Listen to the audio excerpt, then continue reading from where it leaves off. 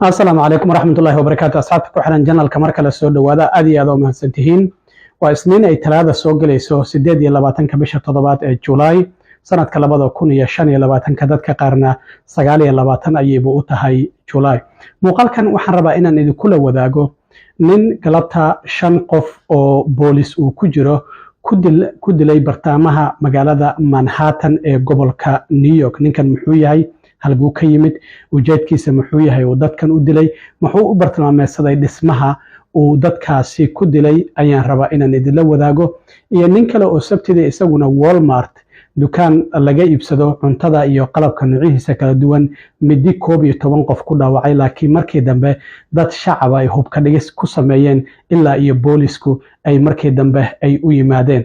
arrimahaas ayaan idinla wadaagayaa, balse marka hore soo dhawaado. galabta bartamaha magaalada Manhattan ee gobolka New York waxaa ka dhacay nin magaciisa lagu sheegay Shane Tamura oo 27 jir ah, Las Vegasna ka yimid, oo gaarigiisa intuu soo kaxaystay New York ka yimid, ayaa waxa uu weeraray dhisme shaqaalaha NFL-ka ay ku jiraan oo ku yaala 365 Park Avenue. dhismahaasina waxaa la yidhahdaa Blackstone Asset Management. ninkan ilaa hadda sababta uu dhismahaasi u bartilmaameedsaday lama oga, laakiin waxa uu watay qoryahan sida darandooriga u dhaca oo doorbin uu ugu xiran yahay, isla markaana sidoo kale nal uu ugu xiran yahay, silencerna ay ugu xiran tahay bahasha dhawaqa qofku marka xabadda uu ka ridayo qoriga aan laga maqlaynin. ninkan markii uu tagay dhismaha, markii horeba qaybta loobiga waxa uu kula kulmay nin security ah oo halkaasi joogay, rasaas ayay isu weydaarsadeen. ninkan magaciisa waxaa lagu sheegay inuu ahaa Didaarul Islaam, magaciisa inuu nin muslim yahan filayaa.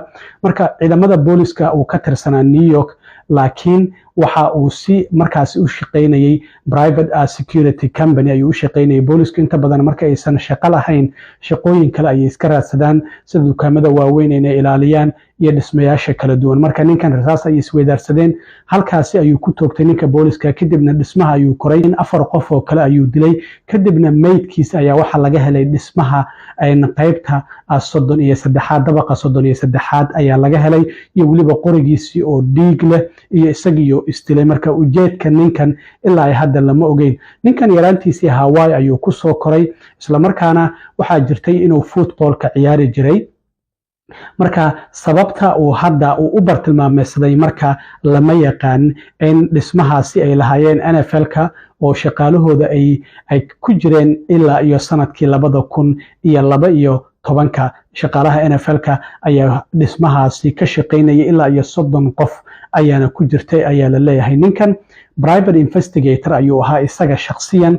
private investigator waxaa la yidhahdaa qofka inuu xafiis leeyahay ama leesinna la siiyo dadka qaar, mararka qaar waxyaabo inuu baaritaan ugu sameeyo oo ay lacag siiyaan maadaama leesin uu leeyahay. marka ninkan hadda waxay boolis ku baarayaan gaarigii uu watay, taleefankiisii, barihiisa bulshada, haddii combyuutar uu lahaa, guriga uu ka deganaa Las Vegas, waxyaabahaas oo idil ayaa la baaraya. taliyaha booliska New York Jessica Tisch waxay sheegtay in ninkan uu keligii ahaa, cid ku wehlisay weerarkan aysan jirin, haddana uu isagii isdilay, marka khatari ma jirto. At 6:28 p.m. the 911 call center started receiving multiple 911 calls for an active shooter inside of 345 Park Avenue at 52nd Street in Manhattan. What happened next is under an active investigation and details are still coming in, but here's what we know so far.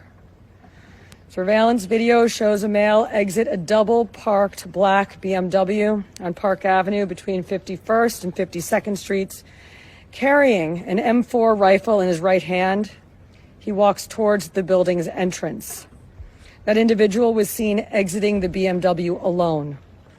The building's security camera footage shows the shooter enter the lobby, turn right, and immediately open fire on an NYPD officer. He then shoots a woman who took cover behind a pillar and proceeds through the lobby, spraying it with gunfire. He makes his way to the elevator bank, where he shoots a security guard who was taking cover behind the security desk. One additional male was shot in the lobby, per his own statement from the hospital. The shooter then calls the elevator, which opens in the lobby. A female exits that elevator, and he allows her to walk past him unharmed. He goes up to the 33rd floor, which is Rudin Management, and begins to walk the floor, firing rounds as he traveled. One person was struck and killed on that floor. He then proceeds down a hallway and shoots himself in the chest. In total, we have 5 victims shot, our officer and 4 other innocent civilians, plus the shooter. The shooter is believed to be Shane Tamura, a 27-year-old male with a Las Vegas address. The vehicle he exited is registered in Nevada to Mr. Tamura. Inside of that vehicle, officers found a rifle case with rounds, a loaded revolver, ammunition, and magazines, a backpack, and medication prescribed to Mr. Tamura. The vehicle was searched by our bomb squad and found to be clear of any explosives. The initial investigation shows that Mr. Tamura's vehicle traveled cross-country through Colorado on July 26th, then Nebraska and Iowa on July 27th, and then in Columbia, New Jersey, as recently as 4:24 p.m. today. The vehicle entered New York City shortly thereafter. According to our law enforcement partners in Las Vegas, Mr. Tamura has a documented mental health history. His motives are still under investigation, and we are working to understand why he targeted this particular location. 345 Park Avenue is a commercial office building whose tenants include the NFL, Rudin Management, KPMG, and Blackstone. At this time, 4 of the 5 victims are deceased, including our NYPD cop. Additionally, there are 4 other victims being treated for minor injuries sustained in their attempts to flee the scene. Victims' names are being withheld at this time, pending family notification. maayarka magaalada New York Eric Adams isaguna goobta ayuu tagay dadka gudaha dhismaha ku jiray ayaa waxa uu yiri waa inaad booliska u sheegtaan halka aad dhismaha uga jirtaan isbitaaladana waan booqan doonaa ayuu yiri gudoomiyaha gobolka New York Kathy Hochul iyaduna arintaasi waa ay cambaareysay Letitia James oo iyaduna xeerlaaliyaha gobolkaasi waxay tiri waan u duceynaynaa dadkii waxyeeladu ay ka soo gaartay marka ninkan ujeedkiisa ilaa iyo hadda lama ogo laakiin ninkan waxa uu dilay 5 qof 3 kalena waa uu dhaawacay waliba dhinaca Las Vegas ayuu ka yimid uu ka soo drive gareeyay ujeedkiisu ma inuu dhismahaasi NFL-ka ay leeyihiin macara ayuu NFL-ka u qabay darteed maadaama ciyaartooy caalami ah uu noqon waayay yaraantiisina high school-ka uu football-ka ciyaari jiray ma arintaasi darteeda ilaa hadda lama ogo laakiin isagiina waa uu isdilay 5 qofna waa uu dilay 3 kalena waa uu dhaawacay marka boolisku bal ujeedkiisii ayay hadda baaritaan ay ku sameynayaan marka dalalka noocan oo kala ahayn qof Mareykanka way iska fududahay in qofku uu qori soo iibsado hadii uusan wax dambiya uusan lahayn marka dad fara badan ayaa qoryaha iibsado marka intii aad rabto qorhub ah ayaad iibsan kartaa muhiimadu waxay tahay background joogada inaysan ku jirin inaad tahay qof daraagis isticmaala ama qof dambiila ah horay dambi u soo galo xabsi u soo maray hadii labadaas ay tahay way adag tahay in qori laga iibiyo laakiin suuqyada madow wixii aad ka hesho waa meesheeda dhinaca kale waxaa jirtay Sabtidii Walmart dukaan weyn oo dukaamada ugu waaweyn Mareykan kamid oo wax kasta laga hela ayaa waxaa jirtay nin magaciisa lagu sheegay Bradford James Kille waa 42 jir ah oo mid ku weeraray dadkii dukaanka ka adeeganayay gelinkii dambe ee Sabtidii ninkaasi 11 qof ayaa midida noocan la isku laabo oo afkeedu uu yahay 3.5 oo ku dhaawacay markaas kadib 2 qof oo shacab oo ciidamada hore uga tirsanaan jiray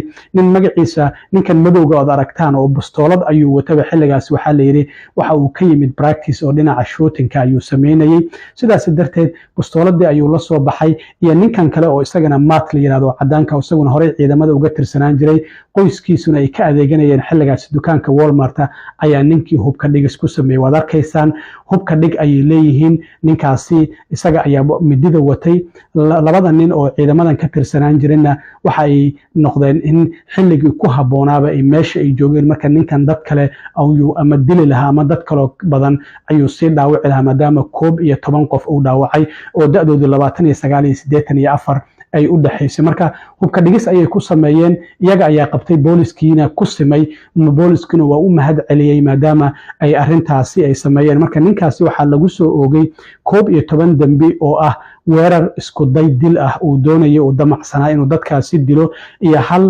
dambi oo ah argagixisanimo inuu sameeyey maanta ayuu maxkamad ka soo hor muuqday xitaa waa uu diiday inuu hadlo markii maanta maxkamadda la hor keenay isaguna hadda waxa uu ku jiraa xabsi maadaama ninkaasi mididaasi uu ku weeraray isaga nafsad ahaantiisa magaaladan Grand Traverse la yiraahdo ayuu Walmartgaas ku yil oo Michigan ku taala 2 saac ayuu isaguna soo drive gareeyay si uu Walmartgaas u yimaado marka ujeedkiisu muxuu ahaa isagana lama sheegin boolisku waxay sheegeen ninkan in horay dambiye kala duwan uu soo galay xanuun dhinaca maskaxdaana sidoo kale uu qabay inta badan dadka cadaanka markay dhibaato geystaan waxa la yiraahdaa xanuun dhanka maskaxda ay qabeen marka isagana hadda xabsi ayuu ku jiraa marka labadaasi dhacdo oo kala duwan ayaan rabay inaan idila socodsiiyo aad iyo aad u mahadsantiin waxyaabaha kale ee ka soo kordha labadaasi dhacdo oo kala duwan oo New York iyo Michigan ka kala dhacayna waan idila soo socodsiin doonaa aad iyo aad u mahadsantiin asxaabta intaan mar kale kulmi doono saaxiibkiin cilmi waaro idin la sidaayo nabadgelyo